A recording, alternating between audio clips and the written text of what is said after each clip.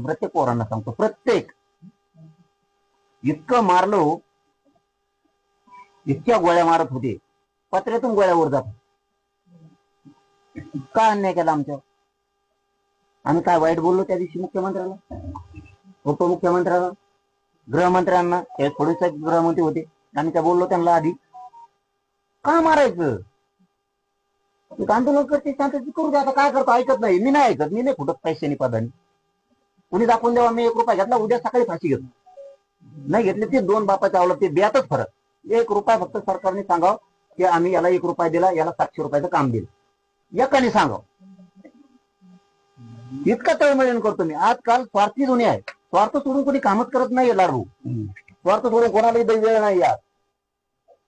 मी 24 तास माझ्या समाजात देतो. मी लेकराची तुला हे सुद्धा मला माहित नाही या समाजात. माझा बाप कुठे आहे, माझी आई कुठे आहे हे सुद्धा मला माहित नाही. हे रिअल सांगतो मी. माझ्या समाजाच्या लेकराच्या चेहऱ्यावरती मला आनंद बघायचा आरक्षण. मी कुठे वाईट वागलो? मग काय आमच्यावर दोष? बोललो असतो तुम्ही मालक एक थोडक्यात, काय झालं बोललो म्हणून? मालकत्व तुम्हाला स्वीकारायचंय, पालकत्व तुम्हाला स्वीकारायचंय. पण त्या ठेवा ना उचित बोललेली, काय फरक पडला? राजकारणात हे पचावं लागतं, समाजकारणात हे पचावं लागतं, तर तुम्ही उंचीवर जाणार. कोणालाही वाटत नव्हतं 75 वर्षातलं बलाढ्य असणारं काँग्रेस संपल म्हणून. तेव्हा भाजपची 1-2च होते, मोदीचं सुद्धा नव्हतं बोटावर खुर्ची घेत म्हणून. संपलं ना, संपलं ना. तुम्ही त्या गर्वात जाऊ नका, हे म्हणणं आहे आमची. जी तळतळ समजा. आता आम्ही आलोत म्हणजे आमचं कुणीच काही करू शकत नाही. संपू शकतं बरं का, इतकं झालं. असंच जर बिघडला, लोकांचे जर मन दुखत गेले, मराठीचे मन का दुखवत तुम्ही? कमून दुखीदा काय केलं आम्ही तुमचं पाप? आमच्या गरीबाच्या लेकरांनी काय पाप केलं? कम मन दुखीदा. मला तुमच्याकडून उत्तरच पाहिजे. तुम्हाला भांडायचंच आहे आम्हाला, होऊन दे काय काय पाप केलं माझ्या लेकरांनी? का शिकू नये त्यांनी असं म्हणणं आहे तुमचं? त्यांनी नोकरीला लागून असं म्हणणं आहे तुमचं? आम्ही तुमच्या तुमचा एक शब्द, मुख्यमंत्री आपल्या जातीचा नाही तरी त्यांनी आपल्याला आरक्षण दिलं किंवा अनेक गोष्टी दिल्या, कुणी नाकारलं? ही आपल्या जातीचा नाहीये तरी दिलं, नाकारलं कुणी? त्यात बोलतो का? मीडियात बोललो ना राव. तुम्ही गॅजेटियरचा JR दिल्यापासून बघा तुम्ही, मुख्यमंत्र्याला विखे पाटील साहेबांना श्रेय दिले मी ते डायरेक्ट.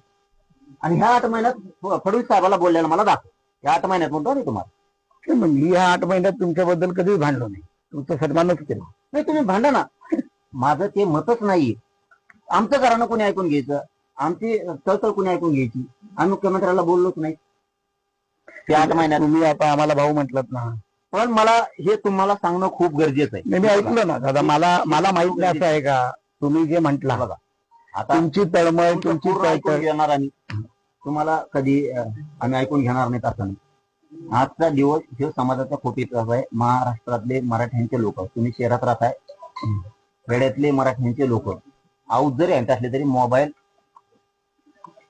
दांडीला बांधले, तुम्हाला पाहिजे व्हिडिओ देतो. पण जरांगे पाटील काय बोलतो ना आज अंतरवलीत काय, कमीत कमी 6-5.5 कोटी मराठी बोलतात आज अंतरवलीत काय.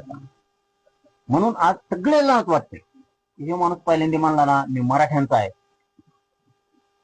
त्यावेळेस ऊर भरून येतो गरिबांचा. दिसत नाही तुम्हाला, तुम्हाला नाही भेटायला शकत श्रीमंत लोका.